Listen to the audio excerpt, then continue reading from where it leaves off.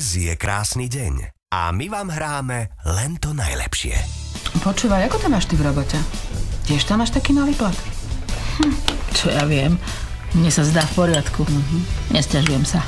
Ja som si myslela, že asi všetci na oddelení máme podobné platy. Robíme tú istú robotu, všetci sme tam niečo vyše roka. Áno. Lenže minule sa jeden kolega prekecol, koľko má na výplatu. No normálne som tomu neverila. Má skoro 2-krát toľko, čo ja. No, tak potom musí robiť niečo dôležitejšie. Tak je tam dlhšie. Vôbec nie. Robí presne tú istú robotu ako ja. Dokonca robí prúser za prúserom. Podľa mňa je to preto, lebo je muž. Muži vždy dostávali viac. Prosím ťa, Tánička, čo si sa zbláznila? No kde ty žiješ? Veď sme v Únii. Čo si nepočula o diskriminácii a o rovnosti príležitostí? Počula, Miletka, lenže ja tomu neverím. V praxi to absolútne nefunguje. Tak na to zabudni. Nežijeme v 19. storočí. Všetci máme svoje práva. Ďakujeme. Len ich treba využiť. Choď za šéfom. Čo? No áno. Ja byť vami, tak za ním idem. Prosím? A už v roku 1970 európske a národné zákony rozšírili možnosti žien. A dodnes prispievajú k skvalitneniu ich života. Počet pracujúcich žien stabilne narastá a tvoria až 59% absolventov vysokých škôl v Európskej únii. Napriek tomu zarábajú menej ako muži. A často nedostávajú príležitosť zastávať dôležité pozície pri politických a hospodárskych rozhodnutiach.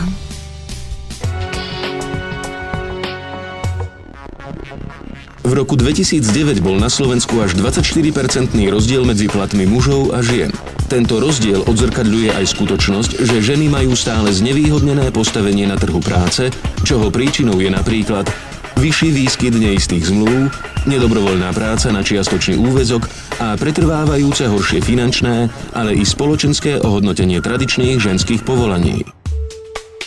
Medzi mužmi a ženami v Európskej únii stále pretrvávajú rozdiely.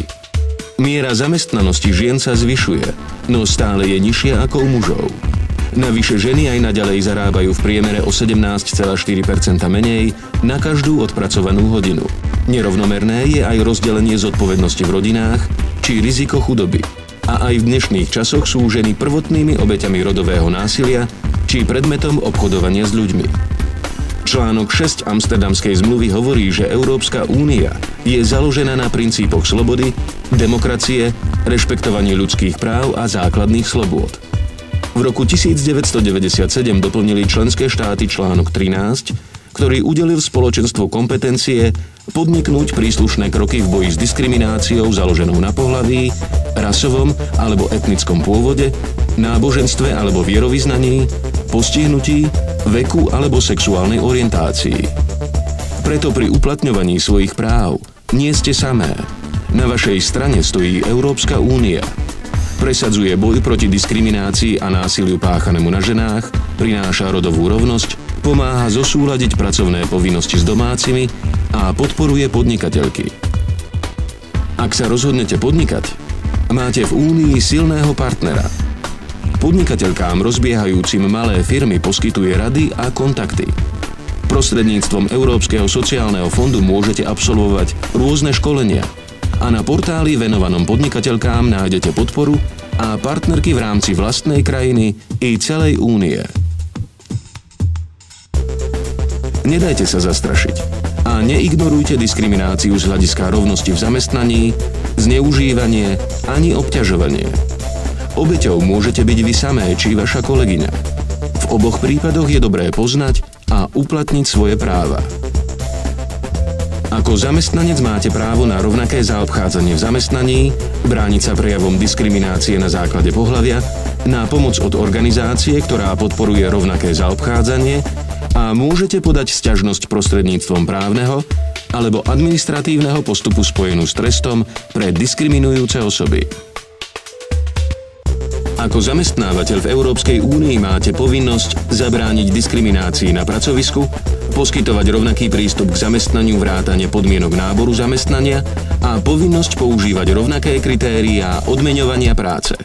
Tam, kde sa systém klasifikácie úloh používa na určovanie výplaty, musí byť založený na rovnakých kritériách. Ak budete o diskriminácii mlčať alebo ju popierať, nič nezmeníte. Najväčšou prekážkou vyriešenia svojich problémov sa tak môžete stať vy samé. Normálne mi otvoril oči. Šéfko, nech sa teší, ja mu dám robiť zadarmo.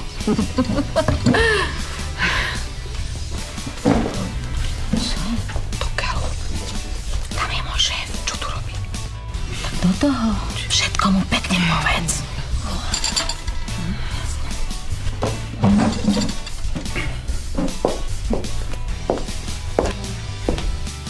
Európska únia občanom.